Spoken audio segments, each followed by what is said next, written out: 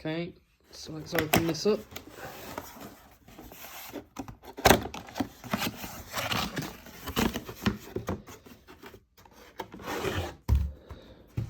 Nice hard pelly case with, of course, what's inside.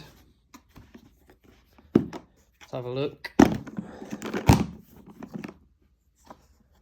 Oh, look at that. Nicely packed. So, software CD, and of course the camera, Altair 26C, power, USB 3 and 2 USB 2s on the back. Let's have a look at this sensor.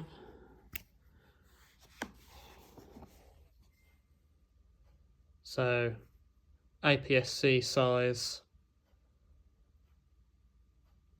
heated and anti-reflective window. It's one of the reasons why I went Altair over other manufacturers, was that heated window. Nice. Let's put the cap back on. Put it safely back in the case. So what we got, 2-inch nose piece,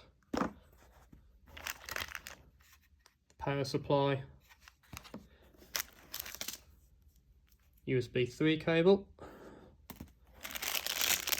and another cartridge to replace the one that shouldn't ever need to use that.